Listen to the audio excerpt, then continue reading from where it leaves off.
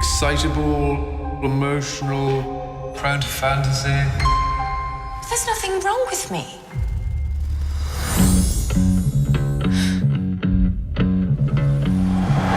One pill makes you larger, and one pill makes you small. You've been gone too long, Alice. And do mind your step. And you know you're going to fall.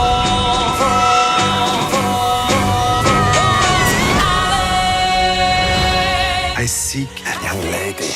Her hair, Yes? yellowish. Her name, Alice. The white knight is talking backwards, and the red queen's off with her head. Remember what the dumb man said. Tick tock. Your time is up. Alice. Feed your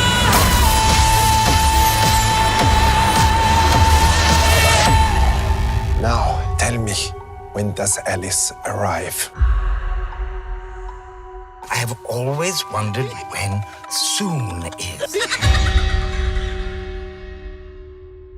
I got a lot of requests to review this trailer, which makes me very happy, not only because you guys want to know my opinion, but because I'm just glad that somebody is interested in this movie.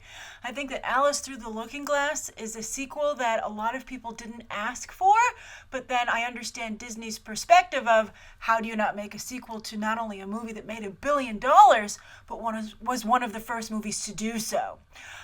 Now, there was a little bit of a backlash to Maleficent as well, but that certainly did okay at the box office. But I think that that really benefited from Angelina Jolie's wonderful casting. And unfortunately, while I think Sacha Baron Cohen looks quite good here, he's just another member of the Johnny Depp, Helena Bonham Carter, Tim Burton crew, right? Although I wonder how that crew's doing, since I know Tim Burton and Helena Bonham Carter, I believe, are no longer together. But whatever, that's a whole different conversation about the dynamics of that whole group. But they are a group, and I think that they've become a bit of a niche group.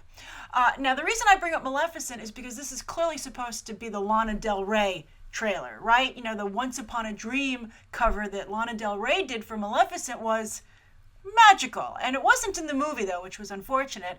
I wonder if Pink's song will be in the movie as well. This version of White Rabbit, and then she's also apparently doing another original song herself for the movie. I love it. I think it's a fantastic song. I think this movie looks so good. I think that James Bobbin has really stepped up his game. I mean, this is the Flight of the Conchords Muppets guy, right? And so for him to be able to do such a good job atmospherically and to step up his game, visual effects wise, production wise. I mean, when Alice steps through that mirror and that beautiful study is there with the lighting and the tiger rug roars to life on the floor, and there's like a snake on the desk too. That's amazing. That's fantastic stuff. I think it loses a little bit of that when they have the end tag with Sacha Baron Cohen and Johnny Depp talking. I prefer the more atmospheric lighting that the rest of the trailer features, especially when you bring in Pink's vocals, like when she's, when the specific point in the trailer went 2 points when it really clicks. And that's when the dog is de-aging. That also shows a power that time has, right? That's amazing. And then also at the end when the logo comes in and you have Pink like really go to town, that's just great stuff. I mean, that's just really, really good. I could watch that on a loop. And I love the first Alice in Wonderland. Maybe a lot of people did, and just the haters were more vocal. But I think that you actually have a genuinely good competition going on Memorial Day weekend, where you have Alice versus X-Men. I think both movies are flawed. I think both movies have made mistakes, and I'm very curious to see which one wins at the box office. It really is live-action fairy tales versus comic book movies on equal footing. So it's a fair fight, and I'm curious, which one are you planning to see first? For me, it's one of the press screenings, but I think if I had to pick between the two,